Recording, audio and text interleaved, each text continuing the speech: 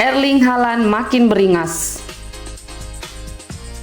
Rekrutan anyar Manchester City, Erling Braut Haaland makin menunjukkan keberingasannya sebagai seorang striker. Ia telah mencetak 9 gol dalam 5 pertandingan Liga Inggris, yang makin membuat para fans sepak bola berdecak kagum karena ia berhasil mencetak hat-trick dalam 2 laga beruntun melawan Crystal Palace dan yang terbaru melawan Nottingham Forest. Dengan catatan ini, ia berhasil melewati catatan legenda hidup Manchester Biru, Kun Aguero, di musim pertamanya di Etihad Stadium. Juara bertahan Liga Inggris itu tidak salah dalam berinvestasi pada pemain seperti Erling Haaland yang berhasil menjawab ekspektasi tinggi pada dirinya. Soton pecundangi Chelsea. Bermain di kandang sendiri, St. Mary's Stadium, Southampton turun dengan skuad terbaiknya.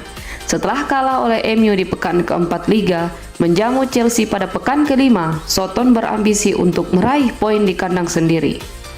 Pada menit ke-23, Sterling membuat publik Southampton terdiam. Pemain baru Chelsea itu berhasil merobek gawang Soton yang dijaga oleh Bazunu. Tidak ingin malu di hadapan pendukung sendiri, Soton terus menggempur pertahanan Chelsea yang dijaga duet Silva dan Koulibaly.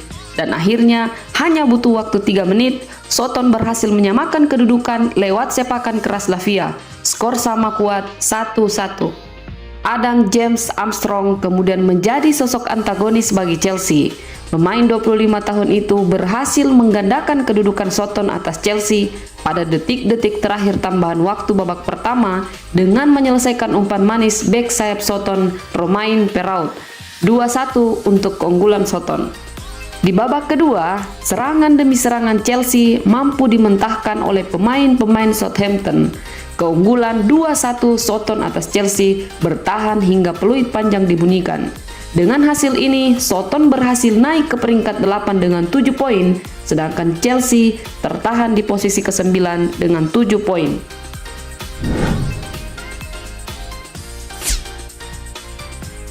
Arsenal lanjutkan tren positif. Tim Meriam London merupakan satu-satunya tim Liga Primer yang berhasil meraih kemenangan 100% hingga pekan kelima ini.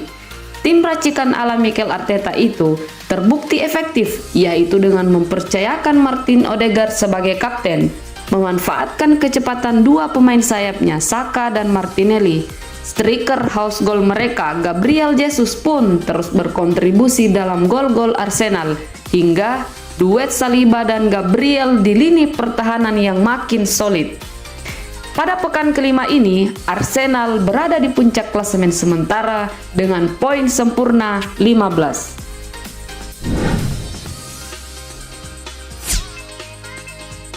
Tottenham tersandung The Hammers. Pasukan Antonio Conte melawat ke Stadion Olimpiade London, markas West Ham United dengan begitu percaya diri.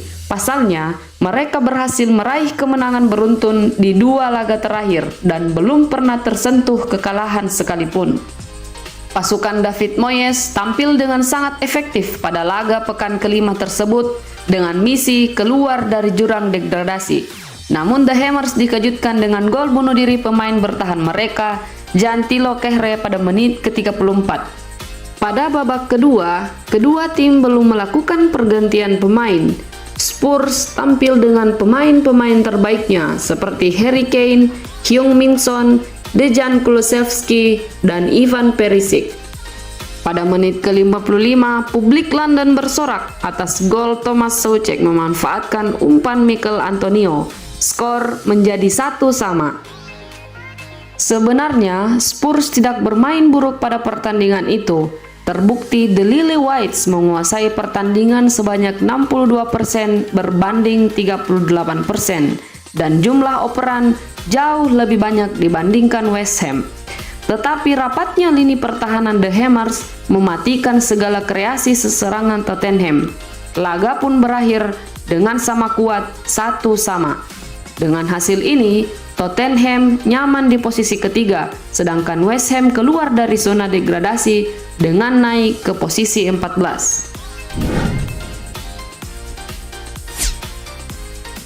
The Reds butuh gelandang.